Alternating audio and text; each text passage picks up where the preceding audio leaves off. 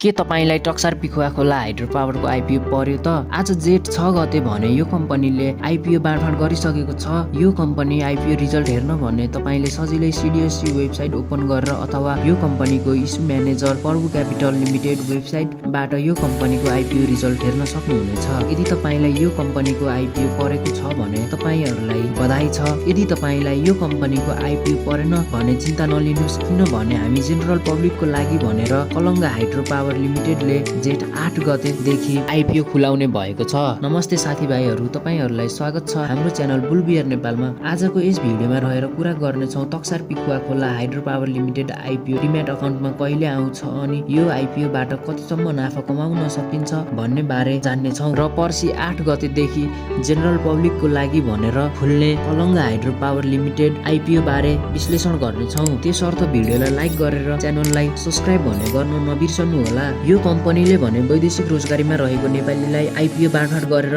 यो कम्पनीले भने हामी जेनरल पब्लिकको लागि भनेर 28,70,000 किता सेयर निष्कासन गर्न लागेको छ र यो कम्पनीको आइपिओ भने भाग्यमानी 2,88,000 जनाले यो कम्पनी आइपिओ प्राप्त गर्नेछन् र यो कम्पनीलाई भने केयर रेटिङ नेपालले केयर एनपिडब्ल्युबी को रेटिङ दिएको छ, जसले कम्पनीमा मध्यम जोखिम रहेको भनेर जनाउने गर्छ। यो कम्पनीको इपिएस भने नेगेटिभमा रहेको छ, -1 रुपैयाँ 48 पैसा रहेको छ अनि नेटवर्थ भने 58 रुपैयाँ 56 पैसा रहेको छ। यो कम्पनी आइपिओ भने भर्न नछुटाउनु होला। यो आइपिओबाट सेयर सर्ट 6 देखि 10,000 सम्म नाफा कमाउन सक्नुहुनेछ। अब भने कुरा गरौँ तक्सार पिखुवा खोला हाइड्रो पावर डिम्याटमा आउँछ अनि यो कम्पनी कारोबार कहिलेबाट सुरु हुन्छ अनि यो कम्पनी सेयर प्राइस कति पुग्छ। यो कम्पनीको आइपिओ बाँडफाँड भने आज मात्र सम्पन्न भएको छ। त्यसर्थ अबको 15 देखि 30 दिनभित्र डिम्याट अकाउन्टमा आउनेछ। डिम्याट अकाउन्टमा आएको हप्ता 10 दिनपछि भने यो कम्पनीको आइपिओ कारोबार सुरु हुनेछ र यदि बजार सकारात्मक रह्यो भने